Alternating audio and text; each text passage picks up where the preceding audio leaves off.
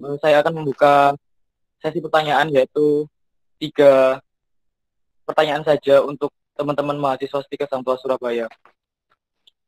Untuk pemateri pada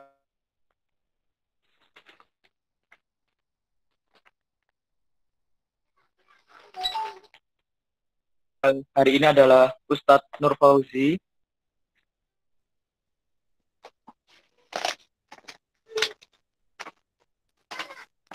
Baik, langsung saja.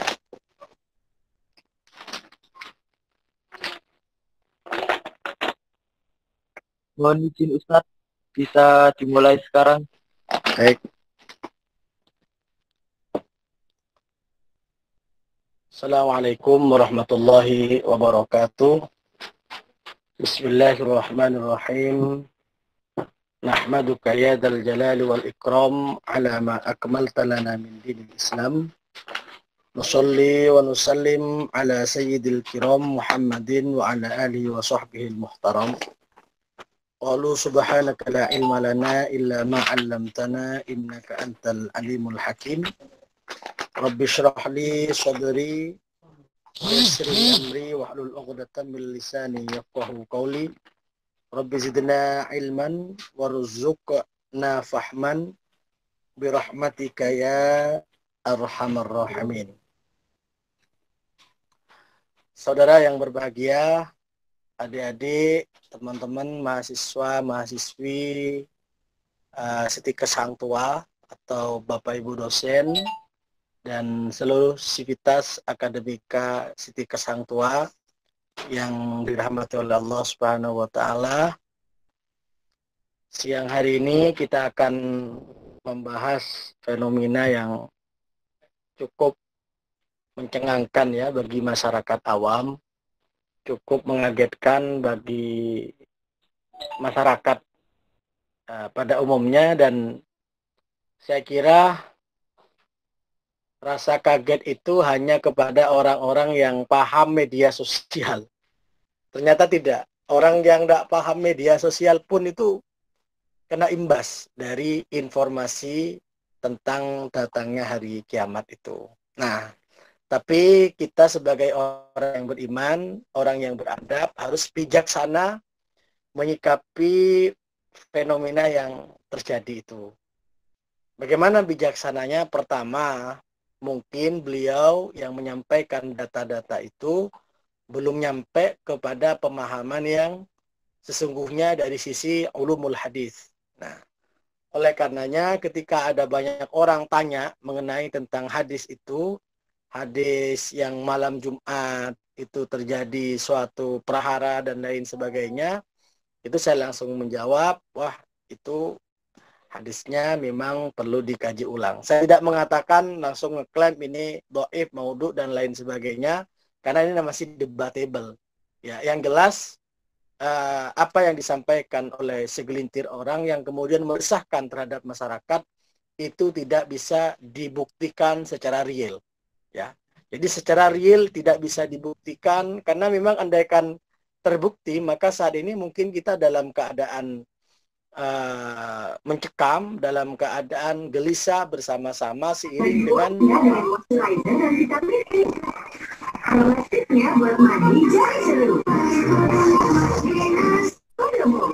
ya, nah, dengan peristiwa di malam Jumat itu memang itu ada hadisnya.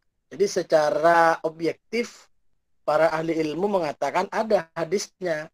Itu memang disebutkan di beberapa kitab ya. Tapi dari sisi sanad keilmuan hadis itu ternyata memang ada cacatnya. Ada cacatnya, sehingga para ulama ahli ilmu ketika hadis ini ditampakkan ditolak bareng-bareng bahwa hadis ini masih dikaji ulang, apalagi situasinya masih sangat meresahkan, sangat tidak stabil. Kalau kita mau melihat terhadap masa-masa sebelumnya, sebenarnya udah terjadi ya, asumsi seperti itu. Kalau hari Jumat, hari raya, hari awal Ramadan nanti akan terjadi sesuatu pada 15 Ramadan. Sebelum Sebelum tahun ini sudah pernah terjadi yang demikian itu. Kenapa sekarang lebih mengagetkan? Karena sekarang ini bersamaan dengan datangnya wabah COVID di tengah-tengah kita bersama. Nah, baik. Ini hadis yang memang dipahami oleh segelintir orang. Saya tidak perlu membaca panjang-panjang hadis itu, dan walaupun hadis itu ada tetapi statusnya mari kita kaji menurut pandangan para ulama. Hadis itu perawinya adalah Ibnu Lahiyah atau Abdullah bin Lahiyah. Nah, dia adalah seorang perawi hadis yang lemah karena mengalami kekacauan dalam hafalannya setelah kitab-kitab hadisnya terbakar. Jadi di dalam perawi hadis itu harus ada hal yang harus dipenuhi. Di antaranya dia harus thiqah. Ya. Thiqah itu dapat dipercaya. Dobit. Dobit itu apa? Dobit itu daya ingatannya kuat. Maka kalau ada orang meriwayatkan hadis, tapi di masyarakat dia tidak dikenal sebagai orang yang dobit, sebagai orang yang thiqah, maka hadisnya itu dipertanyakan ulang. Sehingga di sini An-Nasai itu mengatakan dalam Ad-Du'afa wal Matrukin itu mengatakan bahwa dia seorang yang ahli dhaif, ya. Dia itu seorang perawi yang lemah. Maka dari itu hadis yang berkenaan dengan apa yang dipahami di masyarakat itu banyak sekali komentar para ulama. Saya hanya membicarakan sebagian saja. Ya, di antaranya ada kitab namanya Ad-Du'afaul Kabir. Di situ ada ahli hadis mengatakan laisa li hadzal hadis aslun min hadis thiqah. Jadi hadis ini bukan dari hadis yang thiqah. Hadza hadisun maudhu. Ini Ibnul Jauzi mengatakan ini hadis yang palsu. Jadi kalau hadis palsu itu memang tidak bisa dipakai secara syariat. Maka dari itu mempelajari agama itu sebenarnya sangat rumit sekali. Sangat rumit sekali. Jangan hanya memahami atau menemukan potongan hadis kemudian kita sampaikan tanpa mengetahui tentang perawi hadis itu sendiri. Dan itu bisa diketahui dari ilmu mustalahul hadis. Nah, ini saya kira teman-teman yang kami hormati bahwa apa yang dijumpai di tengah-tengah masyarakat, ya, seperti ya, ini saya baca as-saihah, ya. Jadi Rasulullah pernah mengatakan nanti ada as-saihah. Kemudian Rasulullah Shallallahu Alaihi Wasallam melanjutkan apa saihah itu? Saihah itu adalah ingkanat saihatan fi Ramadan fa innahu yakunu ma'matun fi Syawal, ya, wa tamyizul qabdil fidil qa'dah, ya. Kemudian terjadi pertumpahan darah dan lain sebagainya. Ini karena memang seperti asumsi masyarakat tidak hanya di bulan suci Ramadan sampai ke Syawal itu nanti ada bencana. Jadi itu bukan sekedar orang ngarang-ngarang, ada memang hadisnya, tetapi status hadisnya menurut para ulama itu adalah maudhu. Kalau status hadisnya itu maudhu, maka hadis itu walaupun sebagian orang mengatakan itu hadis, tidak bisa dijadikan hujjah. Tidak bisa dijadikan pegangan dalam kehidupan kita sehari-hari. Itu satu. Kemudian bagaimana Ustadz tentang kiamat yang sesungguhnya? Ya. Kiamat yang sesungguhnya itu pada hakikatnya manusia itu kan harus yakin bahwa amantu billahi wa malaikatihi wa kutubihi wa rusulihi wal yaumil akhir. Harus yakin orang beriman itu bahwa nanti akan ada hari akhir yang disebut dengan hari kiamat. Tapi kapan kiamat itu? Kapan kiamat itu? Nah, ini yang tidak bisa menjawab. Seorang nabi ketika ada tamu malaikat Jibril, ya. Bentuk diskusi nabi dengan malaikat Jibril itu kan ketika malaikat Jibril pura-pura tanya, "Mata sa'ah ya Rasulullah?" Kapan hari kiamat? Nabi enggak menjawab tahun 2020. Nabi tidak menjawab tahun sekian. Tidak. Bagaimana jawaban Nabi? Mal mas'ul a'lamu minas sa'il. Jadi orang yang bertanya itu mestinya lebih tahu daripada orang yang ditanya. Ini jawaban Nabi. Nah, hadis ini menunjukkan bahwa kiamat ada. Harus yakin. Kiamat nyata, pasti datang. Tetapi seorang Nabi pun tidak memberikan kapan terjadinya kiamat itu secara pasti. Itu kalau hadis yang sederhana yang saya urai itu. Nah, kalau dari Al-Quran, ini menjadi sanggahan, ya. Jadi sanggahan yang sangat kuat terhadap siapapun yang memberikan prediksi datangnya hari kiamat sesuai dengan tahun dan tanggal, bahkan harinya. Nah ini. Di dalam Al-Quran, yas'alunaka anis sa'ah ayyana mursaha qul innama ilmuha inda rabbi la yujalliha liwaqtiha illahu. Ketika seseorang, siapapun ya bertanya kepada engkau wahai Muhammad tentang kapan hari kiamat, maka di situ qul innama ilmuha inda rabbi la yujalliha liwaqtiha illahu. Yang tahu tentang hari kiamat itu hanyalah Allah Subhanahu wa taala. Jadi bahkan di stressing ayat ini qul innama ilmuha indallah walakinna aktsaran nasi la ya'lamun. Yang tahu itu hanya Allah. Tidak ada yang tahu kapan kiamat itu terjadi. Kalau di dalam rentetan-rentetan memang masih panjang. Ini kok langsung nyalip ini. Jadi kenapa hadis yang dikembangkan oleh teman-teman itu cacat secara logika? Karena rentetan menuju hari akhir ini langsung nyalip ini. Dukhon itu sebenarnya terakhir. Setelah datangnya Imam Al-Mahdi Al-Muntawar. Jadi ada rentetannya, ada Imam Al-Mahdi Al-Muntawar. Setelah Imam Mahdi Al-Muntawar itu nanti Dajjal. Setelah Dajjal itu nanti datang Nabiullah Isa alaihissalam. Baru nanti muncul dukhon itu. Dukhon yang matahari terbit dari mana? Dari barat. Ini rentetan. Nah ini nggak ada rentetan Imam Mahdi, nggak ada Dajjal. Ini moro-moro soihah yang kemudian akhirnya menjadi zalazil. Zalazil itu kegoncangan terhadap umat manusia. Nah, ini saya kira teman-teman yang kami hormati, untuk membantah terhadap teks hadis itu, pertama memang rawi hadis itu tidak sikoh, tidak dapat dipercaya, sehingga para ulama diantaranya Ibnu Qayyim Al-Jauzi mengatakan bahwa hadis itu adalah hadis maudhu. Satu. Yang kedua, tentang kapan hari kiamat itu terjadi, itu kita tidak bisa atau tidak punya kewenangan dari sisi keilmiahan untuk memprediksi kapan terjadinya kiamat. Itu tidak bisa. Karena dari sisi ilmu memang begitu. Nabi nggak jawab kepada malaikat Jibril. Di dalam Al-Quran jelas. Qul innama ilmuha indallah.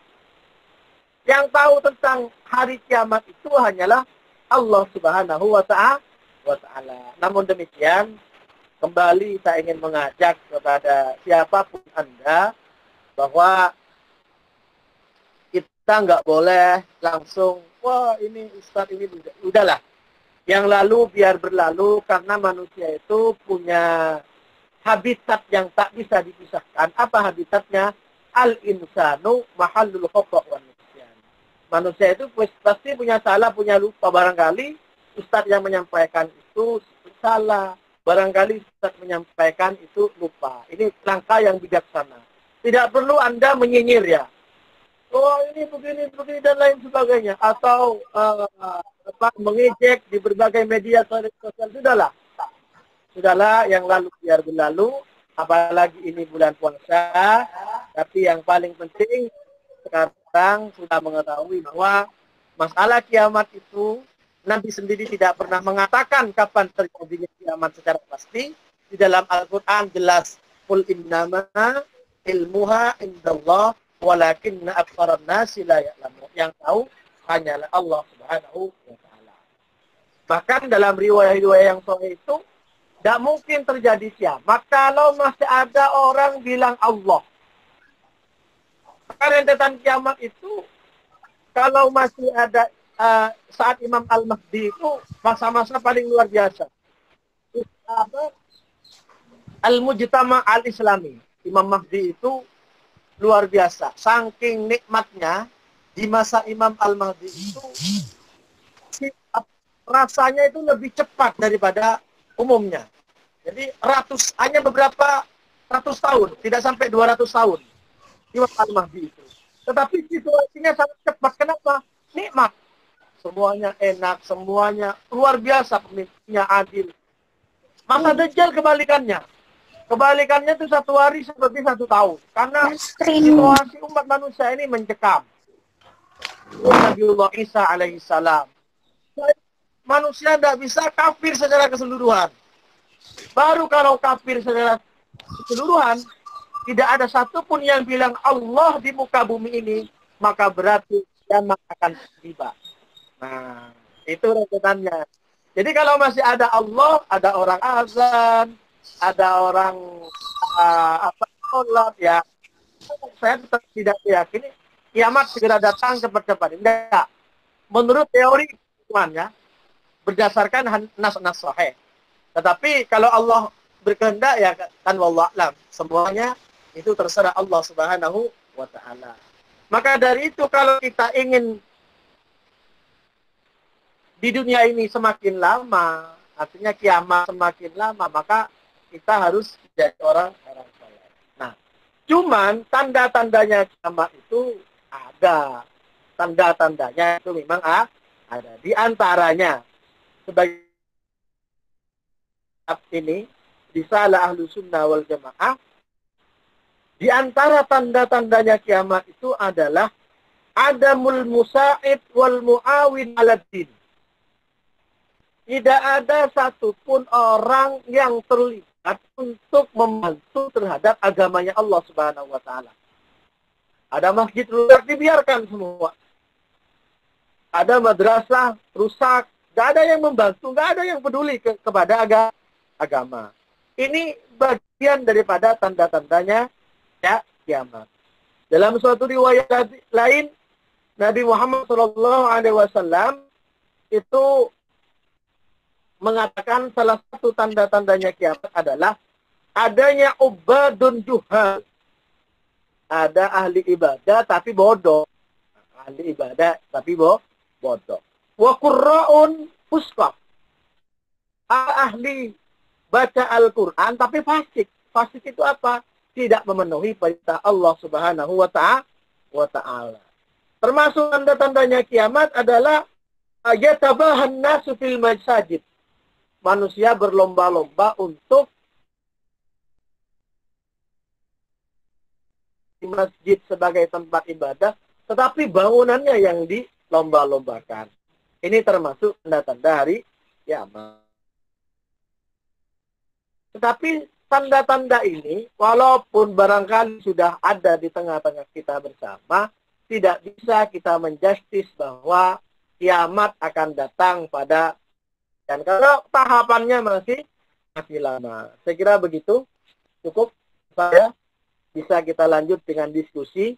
Pada intinya adalah, sekali lagi saya ingin menekankan, pertama, bahwa hadis yang berkembang itu tentang Sahih, tentang Bukhari, ya, yang disampaikan oleh beberapa orang ustadz itu, saya kira yang demikian itu hadisnya perlu dikaji ulang. Kemudian yang kedua, terbantahkan dengan di dalam Al-Quran surah Al-A'raf ayat 187. Yang tahu kiamat secara pasti kapan itu terjadi hanyalah Allah Subhanahu wa ta'ala. Kemudian yang ketiga, kita tetap harus bijaksana. Tidak boleh kita membenci seorang ustadz. Karena manusia itu habitatnya mahallul khata' wan nisyan. Tempatnya salah, tempatnya lupa. Kemudian yang terakhir, mari kita semua sama-sama tingkatkan ketakwaan kita kepada Allah Subhanahu wa taala, karena dengan takwa ini insyaallah COVID ini akan segera berakhir di muka bumi ini. Baik, Itu dulu sementara kita lanjut diskusi.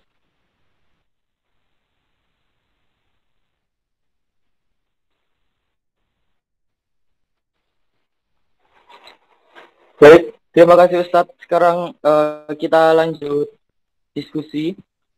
Ada dua pertanyaan Ustadz di sini. Saya bacakan satu dulu. Ya, ya. Dari Sarah Sabita, tingkat 1. Mohon izin bertanya mengenai tanda-tanda akhir zaman. Kan ada di antara munculnya hadis-hadis palsu. Nah, saat ini sangat banyak orang yang membuat video dengan mencantumkan hadis-hadis tersebut. Bagaimana cara kita sebagai orang awam untuk mengetahui mana yang termasuk hadis sahih dan mana yang hadis Oke. Baik. Satu aja palsu? saya jawab dulu ya. Dan bagaimana cara kita menanggapi tersebut? Oke. Siap. Saya jawab langsung ya. Monggo. Halo? Oke, saya jawab langsung. Baik. Bagaimana kita mengetahui ini hadis sahih, apa hadis palsu, atau apa hadis lemah? Jawab. Ini butuh belajar dalam studi ilmu hadis yang dikenal dengan ilmu mustalah. Bagi apalagi yang memang basicnya bukan basic jurusan ilmu hadis. Yang ilmu hadis pun juga masih kesulitan mendeteksi ini palsu apa tidak palsu. Maka dari itu langkah yang sangat sederhana bagi kita. Karena tidak mungkin ya semua orang paham ini palsu apa tidak palsu. Ini doif apa enggak. Tidak semua orang paham yang demikian itu. Karena memang latar belakangnya berbeda-beda. Bagaimana menyikapi yang demikian? Saya ingat apa yang disampaikan oleh Ibnu Sirin. Fanzuru amman ta'khuduna dinakum. Sesungguhnya ilmu itu bagi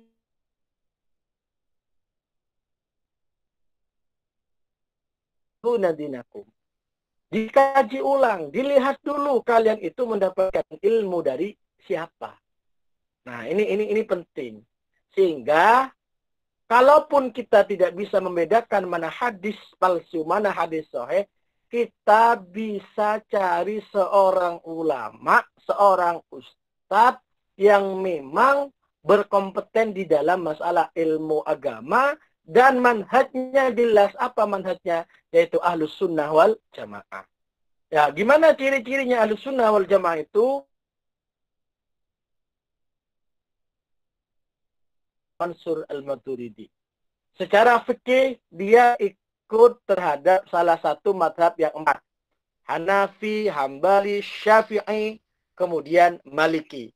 Dan secara tasawuf dia mengikuti terhadap Imam Al-Ghazali atau Junaid Al-Baghdadi. Ini standarnya. Maka penting bagi kita yang belum ada kemampuan untuk melihat ini hadis palsu atau tidak, kita harus punya rujukan ustaz, rujukan kiai, rujukan ulama yang kualitas keilmuannya tidak diragukan lagi. Karena ini menjadi masalah. Ada banyak orang kadang ingin bertaubat kepada Allah Subhanahu wa taala. Ingin berada di jalan Allah Subhanahu wa taala. Karena dia salah memilih guru, bukan malah taubat kepada Allah, tapi dia justru malah menjadi gerakan-gerakan separatis, gerakan-gerakan teroris. Kenapa salah memilih jalan? Salah memilih guru. Oh, kenapa saya bilang begitu? Saya punya data. Saya ada teman baik sekali. Akhlaknya bagus, ya, soleh, ya. Kemudian ghirah keagamaannya sangat tinggi. Tapi dia salah pilih guru. Salah pilih panutan. Sehingga dia sudah hampir saja itu udah jadi korban bunuh diri. Dia sudah latihan fisik, kemudian udah diasingkan, hampir saja. Karena saya kenal dengan teman saya itu, saya dekati, kemudian mungkin ada hidayah dari Allah. Faktor lain, apa faktor lainnya? Karena teman-temannya banyak yang ketangkap waktu dulu di di daerah Surabaya Barat itu, pernah tahu Irfan ya? Ada teroris, gerbek teroris dulu. Surabaya Barat, daerah Tandes. Itu teman-temannya ternyata. Karena ada peristiwa itu, akhirnya dia, wah ini bahaya ini. Kayaknya nanti saya kena tangkap juga. Udah dicuci otak, udah didoktrin macam-macam. Dia mau tobat, salah jalan, ingin mati syahid dengan cara apa? Dengan cara bom bunuh diri. Nah, ini masuk kepada bab jihad sudah. Jadi saya kira ini penting teman-teman yang saya hormati, cari ilmu, cari guru, cari ustadz, cari kiai, cari ulama yang jelas keilmuannya, jelas sanad keilmuannya. Jangan sampai salah pilih guru, mau taubat, mau ke jalan Allah, akhirnya dia pilih jalan pintas dengan cara bom bunuh diri atas nama jihad di jalan Allah Subhanahu wa Ta'ala. Ini faktornya sederhana. Kenapa? Karena salah pilih guru. Ini penting. Daud Ibnu Sirin ini menjadi suatu dasar bagi kita agar kita senantiasa hati-hati di dalam memilih guru. Nah, di mana ulama itu yang bisa kita jadikan pijakan? Saya arahkan ya, bisa ke Majelis Ulama Indonesia, bisa ke Nahdlatul Ulama, kemudian bisa ke Muhammadiyah, ya. Yang jelas sebuah kelompok-kelompok yang menolak terhadap gerakan terorisme. Saya kira walaupun terorisme itu sendiri di-branding oleh orang luar. Ada memang bagian umat Islam yang pahamnya salah memahami agama, jadi teroris. Tapi yang branding adalah non-Muslim.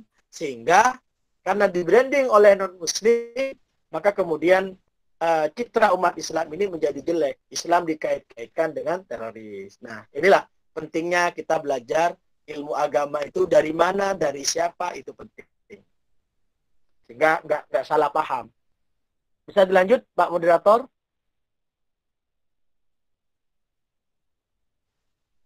Siap, bisa. Pertanyaan kedua, Ustadz, dari Amri Basule dari S1B, tingkat 1. Mau izin bertanya tentang bacaan tahiyat akhir. Nah, pertanyaan saya adalah, apakah di tahiyat akhir atau pertama mengenai Sayyidina apa tidak? Karena ada bedanya.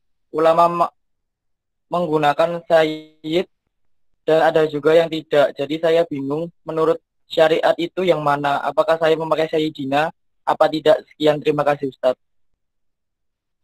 Kayak bentuk tulisannya. Nah, ini ya, ada ya. Mohon izin Ustadz. Siap. Enggak. Diulang. Di sini hujan. Oh, sinyal sana.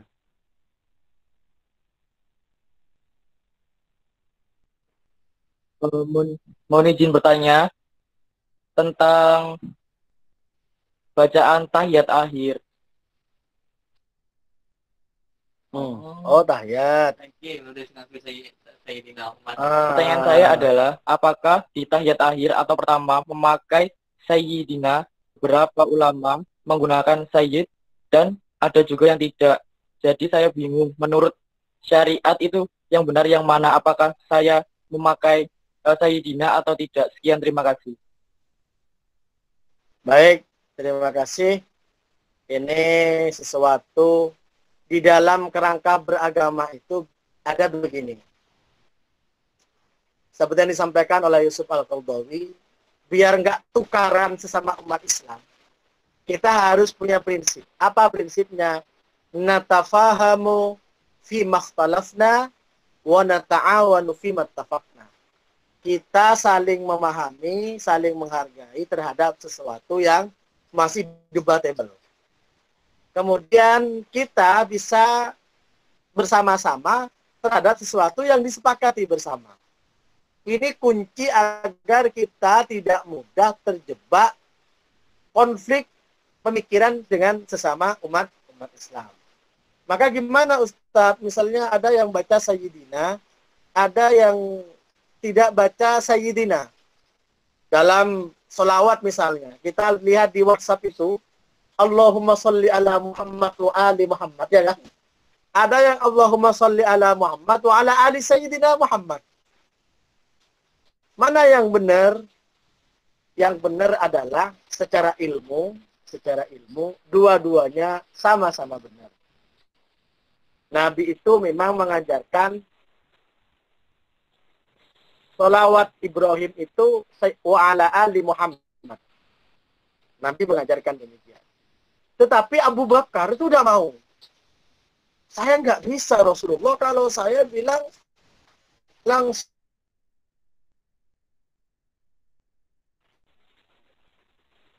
Dan Nabi itu memang pernah bilang begini, ana sayyidu waladi adnani. Saya gustinya. Ya. Ana sayyidu waladi. Ya. Ana sayyidnya seluruh umat manusia. Ana sayyidun nas. Nabi pernah mengklaim dirinya sayyid. Sehingga kemudian ada dua fiksi pemikiran. Pertama, dengan landasan ana sayyidu waladi adnani, Nabi pernah mengklaim dirinya sayyid. Itu beranggapan bahwa mengucapkan sholawat kepada Nabi itu pakai sayyid boleh.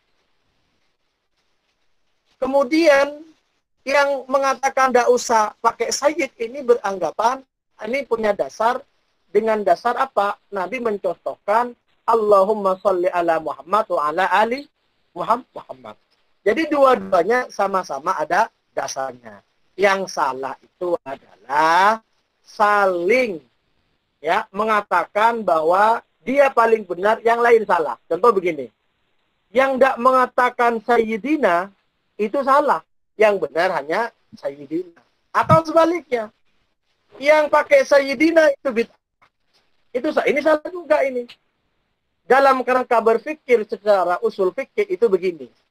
Ada mujma' alaih.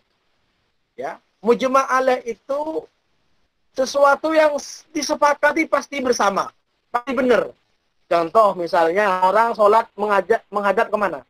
Ke kiblat. Pasti sama itu. Kalau ada yang berbeda dengan itu pasti salah. Itu namanya mujma' alaih. Ada yang mukhtalaf fi. Mukhtalaf fi itu sesuatu yang masih diperdebatkan di kalangan para ulama. Contoh misalnya tentang masalah kunut subuh. Ini mukhtalaf fi. Sayyidina sama yang tidak sayyidina. Ini mukhtalaf fi. Sama-sama ada dasarnya. Yang menjadi masalah kalau saling menyalahkan satu dengan yang lainnya. Halnya begini. Kalau misalnya membenarkan sayyidina dan menyalahkan yang tidak pakai sayyidina, maka hanya NU yang benar, Muhammadiyah salah. Kalau yang mengatakan sayyidina itu bid'ah, kemudian yang benar adalah tanpa sayyidina, maka orang NU yang ribuan orang itu dosa semua. Orang NU salah semua berarti. Ini kan tidak fair. Ya, kapan Islam ini akan maju kalau satu sama lain saling klaim dirinya paling benar? Maka dari itu, langkah bijaknya adalah silakan antum panjenengan ikut guru yang mana dari Muhammadiyah, silakan tidak pakai sayyidina, ada dasarnya. Yang NU silakan pakai sayyidina, mana yang diyakininya. Yang masalah itu sekali lagi kalau saling menyalahkan dan merasa paling benar sendiri itu menjadi masalah. Saya kira itu, monggo lanjut.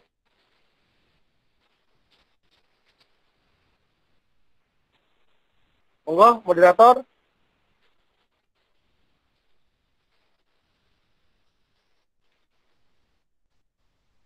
Baik Ustadz, ada Boleh? pertanyaan lagi dari Niken Dwiayang Tiawati. Pertanyaannya adalah, apakah benar ada hadis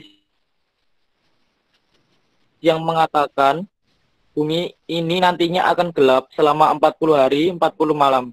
Dan apakah itu termasuk salah satu tanda-tandanya akan kiamat?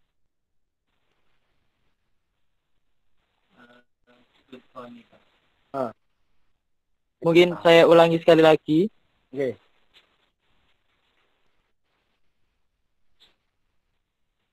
Apakah benar ada hadis yang mengatakan bumi ini nantinya akan gelap selama 40 hari, 40 malam? Dan apakah itu termasuk hanya akan kiamat? Terima kasih, Ustaz.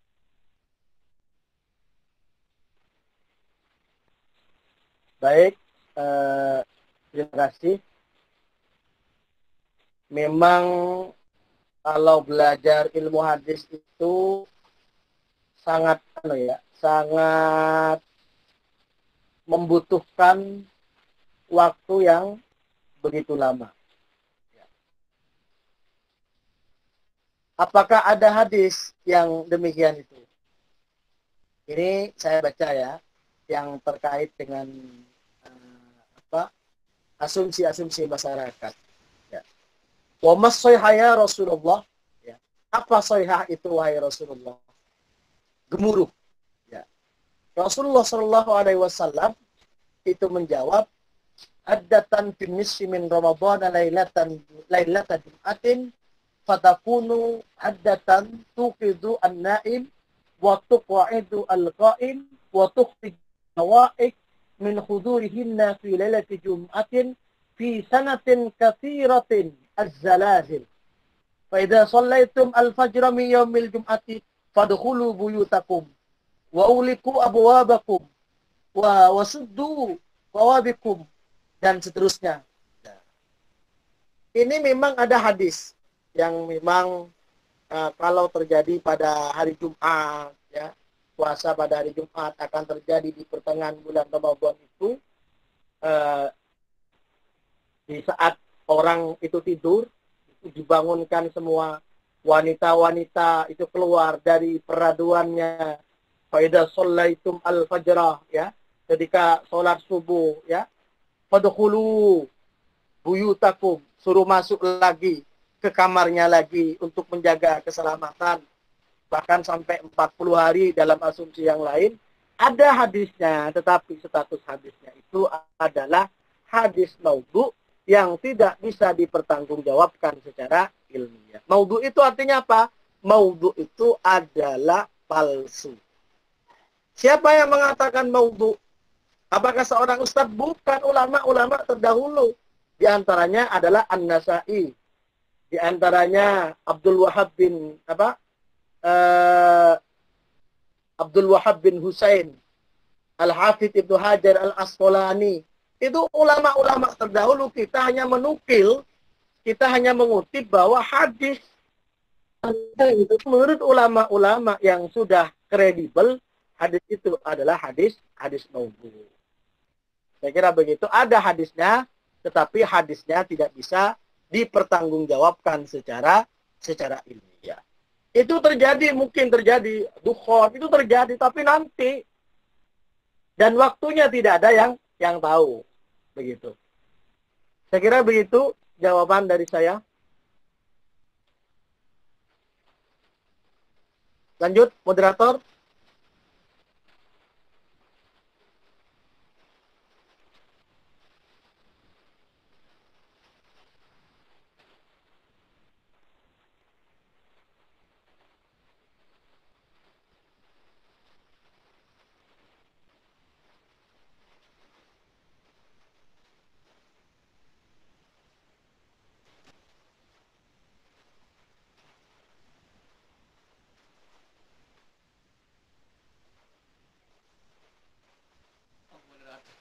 Apa? Moderator on juga.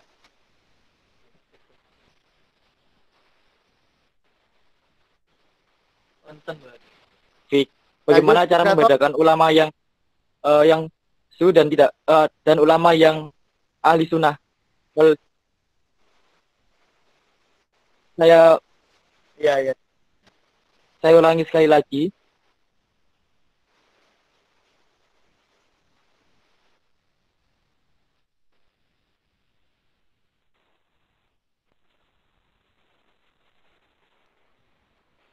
Pertama, di dalam kitab Ihya Ulumuddin itu memang sudah terurai panjang tentang definisi ulama. Ulama itu adalah al-ulama alladzina ya'lamuna katsirun min ulumis syariah. Seorang dikatakan ulama itu adalah orang yang paham betul tentang syariahnya Allah, ay ahkamullah ta'ala, itu namanya ulama. Dan ulama itu warasatul anbiya, pewaris dari para nabi. Jadi kita bisa tahu tentang ilmu agama itu melalui perantara para ulama. Kemudian ulama itu adalah orang yang punya khasyah, yang punya takwa kepada Allah. Ada memang mungkin orangnya alim, pinter keilmuan agamanya, tapi nggak punya khasyah kepada Allah, nggak punya ketakutan kepada Allah, nggak punya khauf kepada Allah, maka dia tidak bisa disebut sebagai seorang ulama. Itu ulama yang istiqamah, ulama yang benar-benar ulama. Kemudian bagaimana ada ulama usu? Ulama usu itu apa? Ulama usu itu yubaddiluna umura di umuri dunia. Dia ulama usu itu hanya mengepentingkan masalah dunia daripada akhirat, bahkan menukar urusan akhirat dengan urusan dunia. Itu ulama usul. Cuman dari definisi seperti ini kita tidak boleh mengklaim oh ini ulama usul. Tidak boleh. Ini munafik, tidak boleh. Kalau kita mudah mengatakan orang lain munafik, ulama usul dan lain sebagainya, kalau salah maka kita berdosa kepada Allah Subhanahu wa taala. Kalau salah kita sudah menduga kepada orang lain, nanti kita minta maafnya bagaimana cara minta maaf? Makanya bertebaran medsos ini, di satu sisi ini banyak manfaat yang bisa kita tangkap. Tetapi di sisi lain, kalau kita tidak bijaksana, menyikapi peredaran ceramah yang ada di medsos, kadang kita mudah terjebak untuk mengklaim orang lain itu salah, itu benar. Ini masalah. Makanya medsos ini bukan tolak ukur. Sehingga di Majelis Ulama Indonesia itu ada fatwa etika bermedsos. Bagaimana etika bermedsos itu? Informasi yang datang harus diverifikasi terlebih dahulu. Termasuk ceramah yang datang diverifikasi terlebih dahulu. Jadi inilah perbedaan antara ulama yang benar-benar ulama dengan ulama yang su. Ya. Cuman ketika bicara ulama su, kita tidak boleh mengatakan itu ulama su, itu ulama munafik, jangan. Kalau mau bicara munafik sebenarnya, yang bukan ulama pun rawan jadi munafik. Kayak kita semua. Munafik semua. Apa ciri-cirinya munafik itu? Ketika dipanggil untuk melakukan sholat, kanu kusala dalam Al-Quran ini. Orang munafik itu ciri-cirinya ketika dia masuk waktunya sholat, dia tidak langsung sholat. Kanu kusala, males-malesan untuk melakukan sholat. Nah, kalau pakai tanda-tanda munafik yang begini, maka semua munafik semua ini. Banyak yang munafik ketika dia sudah malas untuk melakukan sholat. Nah, dari situ kita harus rendah hati, harus tawadhu kepada siapapun. Kita tidak boleh mengklaim orang lain begini, begitu, dan lain sebagainya. Khawatir kita hakul adami kepada orang lain. Hakul adami bagaimana? Kita udah kadung caci orang lain, ternyata yang dicaci tidak salah. Ataupun salah demikian, kita nggak punya hak untuk mencaci orang lain. Terus nanti minta maafnya kepada siapa? Yang jadi masalah. Sehingga saya menghimbau kepada siapapun. Kepada misalnya kena dampak dari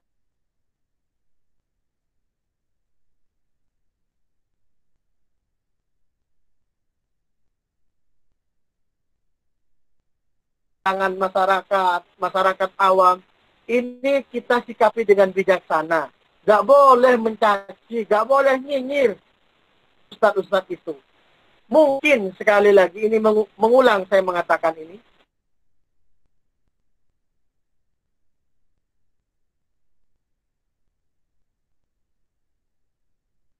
Manusia. Walaupun demikian, kita tetap meluruskan, kita tetap berikan sajian-sajian yang optimal. pandangan para ulama terdahulu. Saya kira begitu. Monggo, moderator.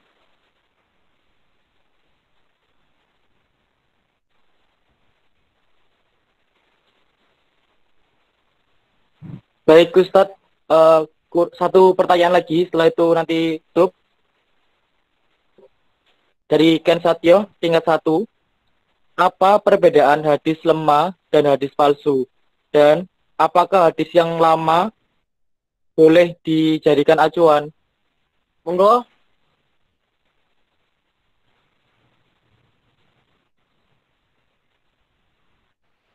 Mohon izin Ustadz, saya ulangi lagi. Pertanyaannya adalah, apakah Monggo, moderator. perbedaan hadis lemah dan hadis palsu? Dan apakah hadis yang lama boleh dijadikan acuan? Terima kasih.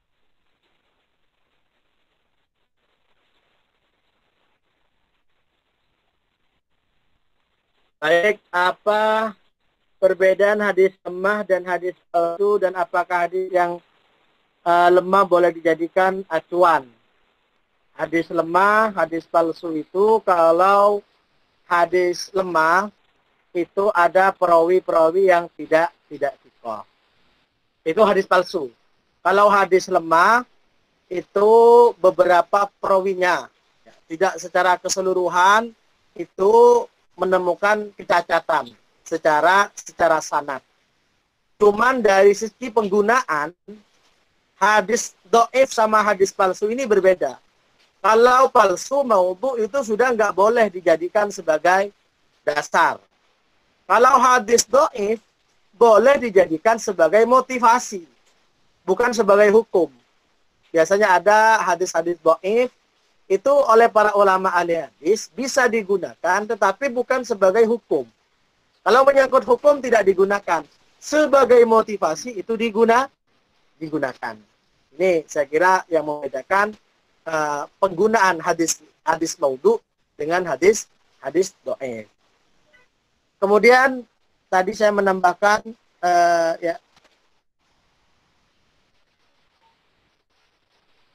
membedakan ulama yang su dan ulama Ahlussunnah wal Jamaah. Saya kira udah jelas tadi. Kalau ulama Ahlussunnah wal Jamaah yang tadi itu, Pak siapa tadi? Bapak Henry. Ahlussunnah wal Jamaah madhabnya pasti bermadhab kepada salah satu imam yang 4. Kemudian teologinya Abu Hasan Al-Asy'ari dan Abu Mansur Al-Maturidi. Itu ulama Ahlussunnah wal Jamaah. Lanjut.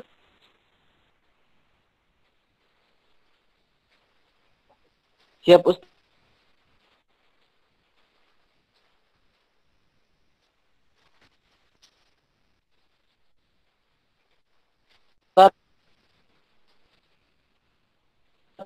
Untuk pertanyaannya sudah kami tutup, dan selanjutnya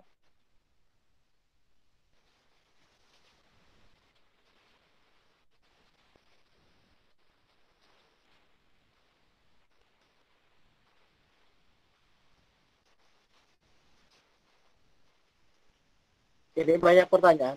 Apa selesai apa mau dijawab ini? Masih lama kan waktunya? Oh, dijawab, Pak. Yang Anda tak jelas. Baik, saya baca aja ya, moderator ya. Dari Mbak ini, Sarah Sabita Ufairah. Apabila ada seseorang yang pernah mengaji kitab Madzhabul Arba'ah, dan setelah ngaji kitab tersebut, orang tersebut mengubah prinsipnya bahwa dia sholat menganut mazhab Imam Syafi'i, sedangkan untuk puasa dan hal-hal lainnya orang tersebut menggunakan mazhab lainnya. Apakah cara tersebut diperbolehkan? Sebenarnya dalam bermazhab itu harus konsisten. Konsisten, kalau mazhabnya Syafi'i, dia harus ikut Syafi'i. Cuman dalam kasus-kasus tertentu, dia taklid kepada mazhab yang lain, itu boleh. Contoh misalnya begini. Zakat dengan uang, zakat fitrah dengan uang di mazhab Syafi'i itu tidak boleh. Maka harus taklid kepada mazhabnya Imam Hanafi. Imam Hanafi boleh. Nah, tetapi harus mengikuti standarnya Imam Hanafi. Kalau standarnya Imam Hanafi, soknya itu tidak sama dengan standarnya Imam Syafi'i. Berapa? Kalau menggunakan Imam Hanafi yang saya tahu 4 kilo lebih, bukan 2,5. Kalau ikut standarnya Hanafi, maka kalau kita zakat pakai uang harus ikut mazhabnya Imam Hanafi. Imam Hanafi ini perlu pengkajian panjang ini ya. Barangkali nanti ada zakat khusus ya di akhir pertemuan itu ya. Ini.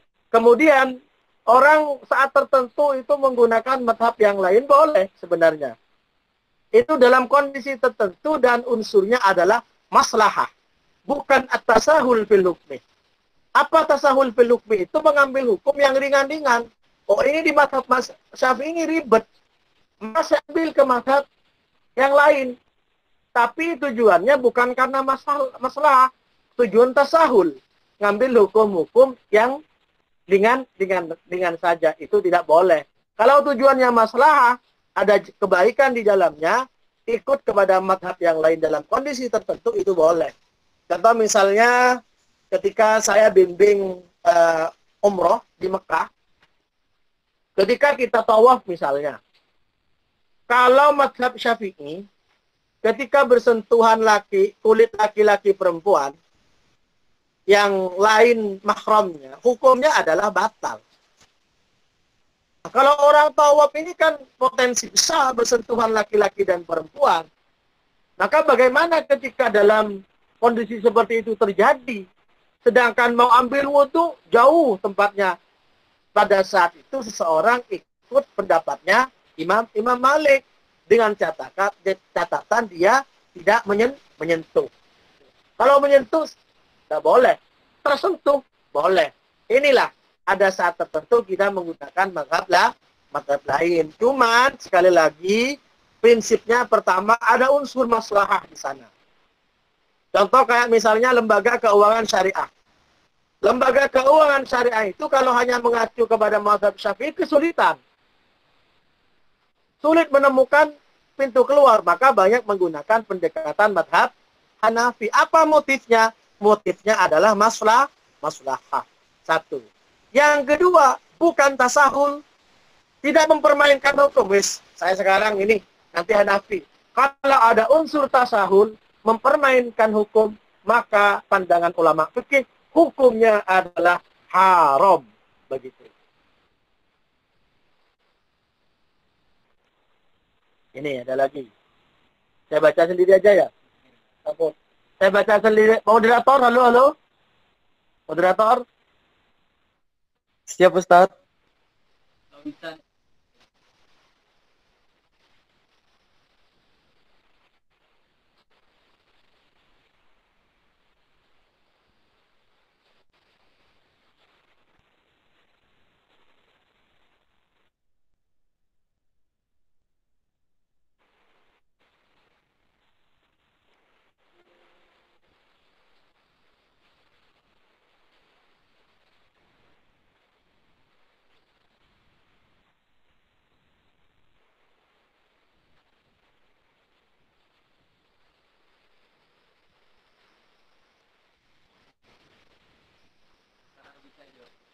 Hah? Langsung saja. Oke.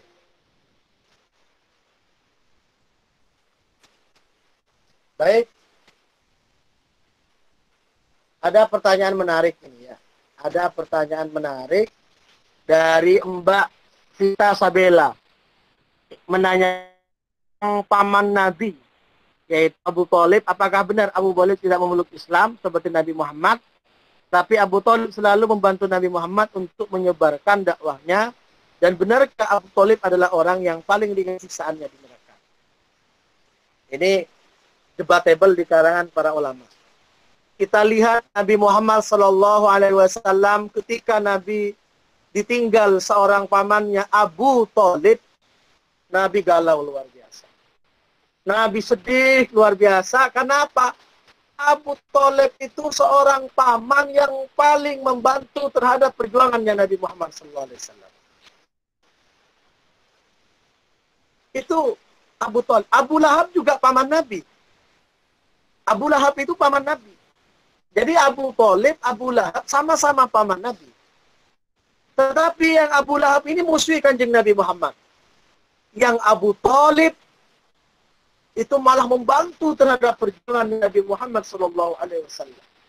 Apakah meninggalnya seorang Abu Thalib itu membawa iman atau tidak? Di kalangan Ahlussunnah wal Jamaah itu berbeda pendapat. Ada yang beranggapan, menyatakan bahwa seperti Al-Imam As-Suyuti.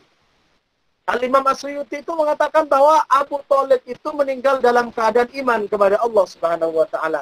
Hanya saja imannya sirri. Tidak ada yang tahu dalam rangka membela Nabi Muhammad SAW.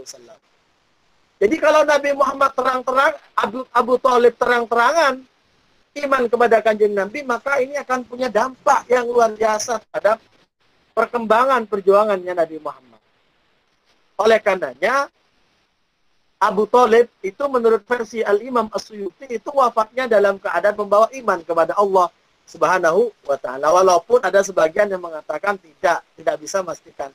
Tapi Al-Imam As-Suyuti dan beberapa ulama yang lain, Syekh Zaini Dahlan juga demikian, mengatakan bahwa Abu Thalib wafat dalam keadaan iman kepada Nabi Muhammad SAW.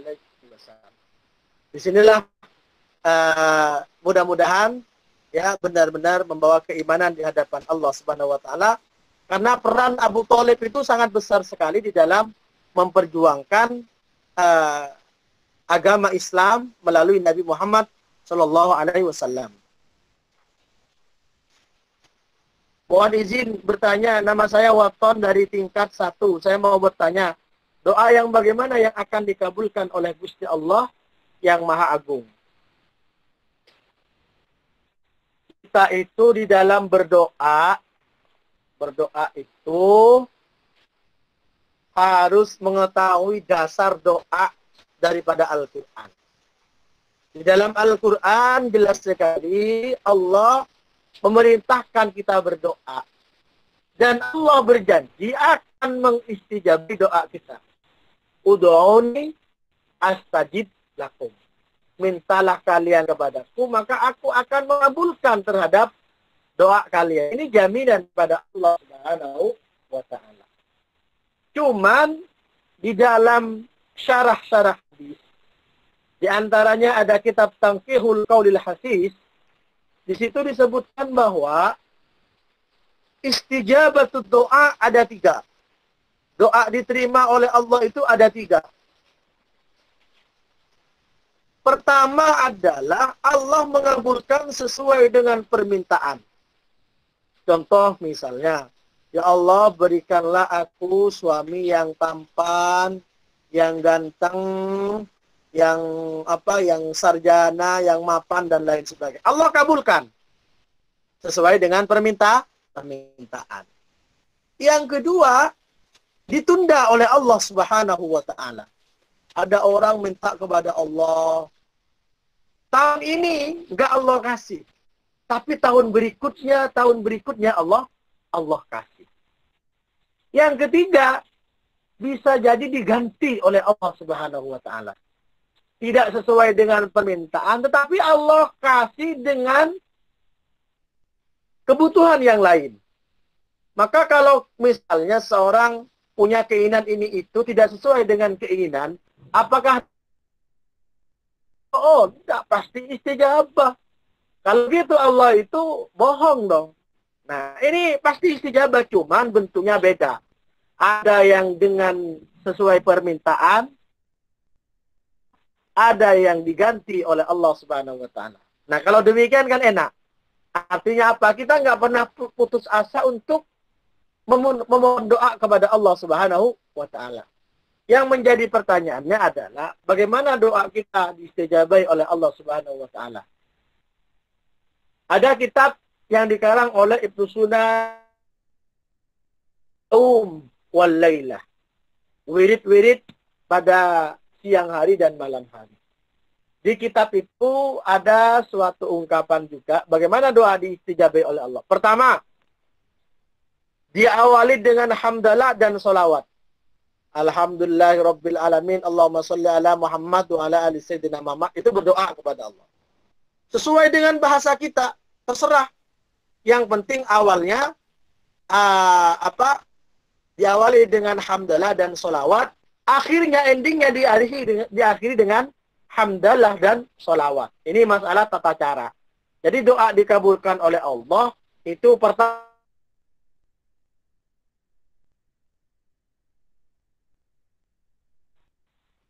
Ada waktu yang diistijabai oleh Allah Subhanahu wa taala. Mungkin orangnya punya dosa. Mungkin orangnya banyak kesalahan di hadapan Allah. Tapi karena dia berdoa dengan cara yang tepat, pada waktu yang tepat diistijabai oleh Allah Subhanahu wa taala. Kapan waktu istajabah itu? Waktu istijabah itu adalah pada pertengahan malam. Saat orang tidur, setelah sahur kita tahajud, hajat, salat hajat kepada Allah, kita mohon kepada Allah, itu waktu istajabah. Caranya istajabah, waktunya istajabah. Termasuk waktu istajabah itu adalah bainal adzan wal iqamah. Antara adzan dan iqamah, sambil nunggu datangnya imam, sebelum iqamah, kita berdoa kepada Allah, itu termasuk waktu istajabah. Itu waktu. Selain waktu, ada tempat. Tempat. Waktunya tepat, kemudian caranya tepat. Yang ketiga, tempatnya istajabah. Di mana tempat istajabah itu? Ya tentu di Masjidil Haram, di Raudhah. Kalau di Indonesia di mana? Ya di masjid. Nah, kalau tiga hal ini terpenuhi semua, maka insya Allah baik oleh Allah Subhanahu wa ta'ala. Kalau enggak semua, salah satunya. Ambil waktu istajabah.